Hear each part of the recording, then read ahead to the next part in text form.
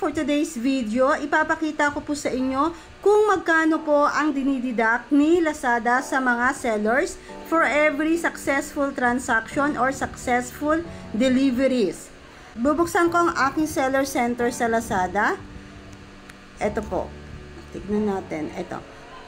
Nga pala mga mamshi, makikita nyo yung orders sa inyo dito. Itong to process na to. Sa meaning, apat yung to process nyo or yung kailangan nyo i-process para ma-pick up ng courier. Eto, meron ako dalawa dito for pick up na ng courier. Meron akong isa to arrange shipment. Hindi ko pa siya napapak, so hindi muna natin pwedeng i-click yung ready to ship. Kailangan, pag once na click natin yung ready to ship, dapat na ipak na natin yan.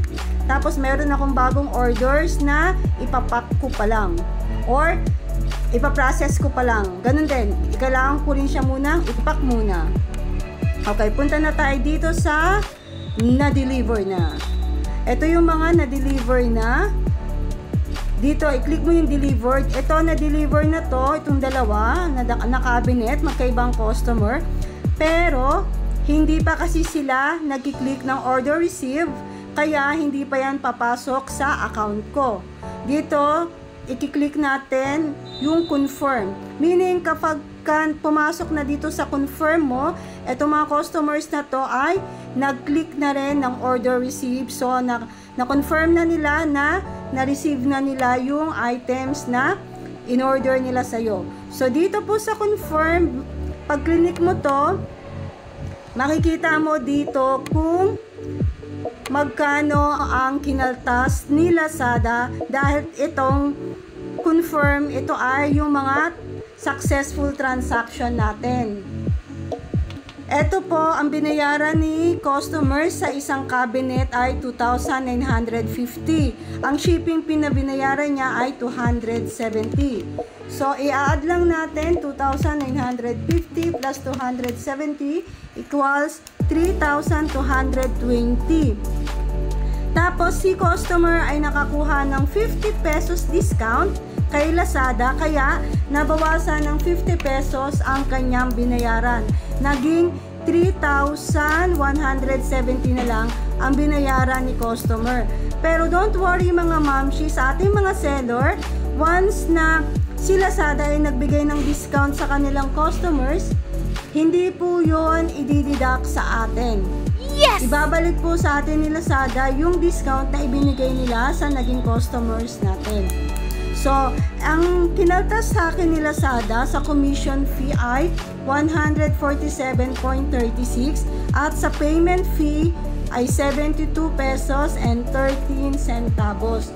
So, i-add lang natin yan, 147.36 plus 72.13 equals 219.49.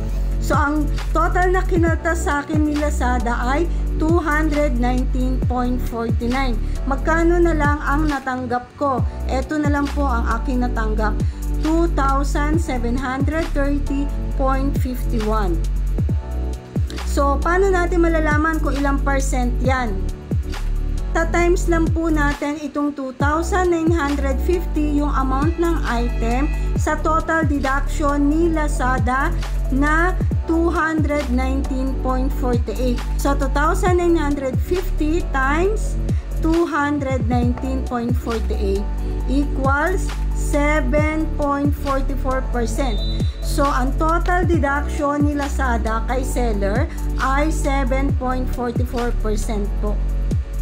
Karagdagang kaalaman lang din mga mamshi, once na na-confirm na ni customers ang orders niya, na order receive niya na, papasok na po yan sa ating balance. Dito nyo po makikita ang balance nyo or yung pera sa account nyo. Dito sa tab na Me, click nyo lang yung Me, tapos click nyo itong My Statement. Ayan, makikita nyo na po yung balance dito sa Manage My Balance.